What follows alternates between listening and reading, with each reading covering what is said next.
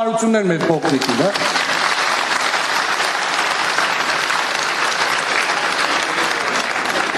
Մեր քաղաքը երիտասարդ է լինելու, մեր քաղաքը երիտասարդների համար է լինելու։ Մենք ամեն ինչ անելու ենք, որ մեր երիտասարդները իրենց քաղաքով ոչ միայն հպարտանան, լոպազանան, գլուխ գովելու քաղաք ունենք, բայց ինքը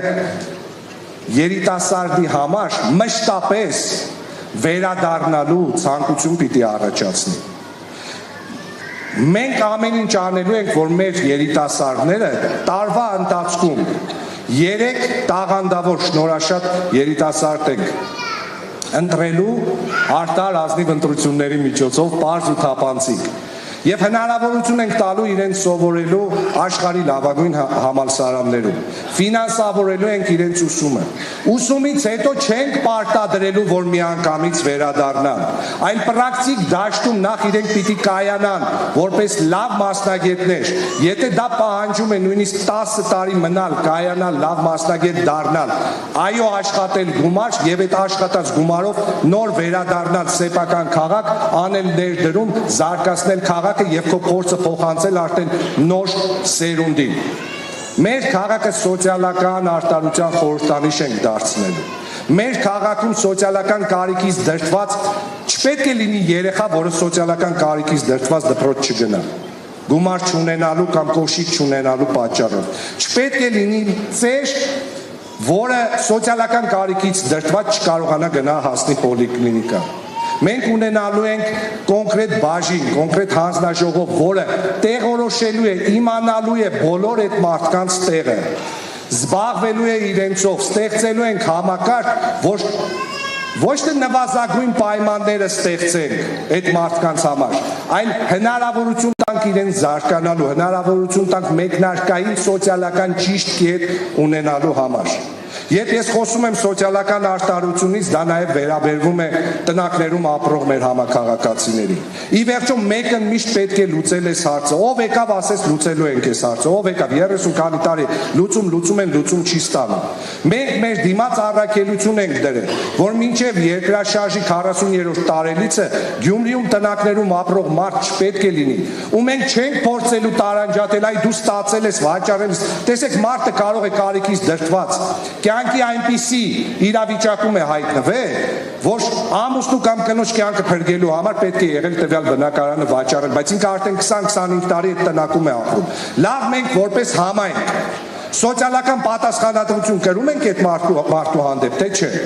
Ինչ մենք պետք է ասենք, այդ մարդը պետք է գնա սաղ կյանքը մնա այդ դոմիկում, որովհետև մի անգամ տուն է ստացել ու դժբախտության պատճառով վաճառել է, ոչ։ Մենք ընդմիշտ պետք է այդ հարցը լուծել։ Հիմա կասեք ոնց այդ միլիոնավոր դոլարները ճիշտ է։ Մենք մեր սպյուրքի հետ կտրված պորտալարը, որը վերջի 3 տարին կտրեցին, վերականգնելու ենք։ Սպյուրքում ապրում են մեր համակարգացիները, Սպյուրքում ապրում են մեր այն հայրենակիցները, որոնք 30 տարուց ավելի օգտակար են եղել Արցախին։ Այդ մարդկանց ներուժը, հնարավորությունները հիմա չօգտագործելը հիմարություն է։ Պնդում եմ, որ Գյումրիի համայնքապետը նաև այնպիսի մարդ պիտի լինի, որը կարողանա բանակցելու ունակություն ունենալ։ Գնալու եմ, խնդրելու եմ այդ մարդկանց, համոզելու եմ, նոր առաքելություն ենք մեր Սպյուրքի համար մտածելու, հայրաքաղաքի զարգացումը ապահովելու համար։ Որովհետև Գյումրին միայն Հայաստանի հայրաքաղաքը չէ, Գյումրին համայն հայության հայրաքաղաքն է։ Ու ես վստահ եմ, որ ճիշտ ձևակերպված ծրագրի պարագայում մենք գտնելու ենք այն միջոցները, որոնցով կարողանանք տնակային համակարգից վերջնականապես ձերբազատել մեր քաղաքը։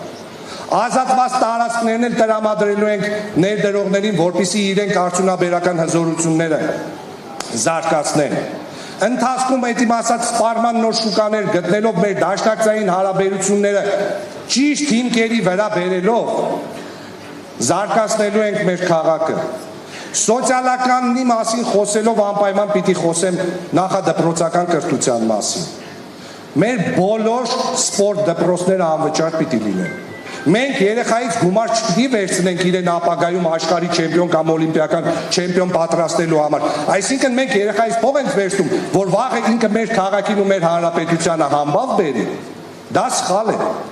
Մենք չպետք է ունենանք ու մենք ունենք ծրագիր, որ 5 տարվա ընթացքում Գյումրիում չի լինելու տնական պայմաններում գոյատևող սպորտ դպրոց կամ վատ պայմաններում գոյատևող սպորտ դպրոց։ Բոլոր սպորտ դպրոցները ունենալու են միջազգային պրակտիկային համապատասխան պայմաններ, լավ մարզասրաններ, մեր մարզիչները պիտի ստանան արժանապատիվ ու արժանավայել աշխատավարձ։ Այդ համակարգն էլ մենք ունենք մշակած։ Գյումրին ճիշտ կառավարելու դեպքում, բյուջեն ճիշտ կառավարելու դեպքում այդ մարդկանց աշխատավարձը հնարավոր է ամեն տարի 15-ից 20%-ով բարձրացնել ու 5-րդ տարվա ավարտին ստանալ արժանավայել աշխատավարձ։ Պատկերացրեք, տղամարդ մարզիչ, այստեղ գենդերային տարբերություն չեմ դնում, բայց մեր տղամարդկան շատ լավ ճանաչելով եմ սա ասում։ Տղամարդ մարզիչ, որը 78,000 դրամ աշխատավարձ է տանում տուն, այն պայմաններում պարագայում եթե մարզվող երեխա ունի, ու որպեսզի այդ 78,000 դրամը տուն տանի, 10 երեխայի 500 դրամ վարձը պարապելու ինքն է մուծում իր աշխատավարձից 5,000 դրամ, որ 73,000-ը տուն տանի։ Սա ամոթ է բոլոր իշխանությունների համար, բոլոր, թե նախկիններ, թե ներկա։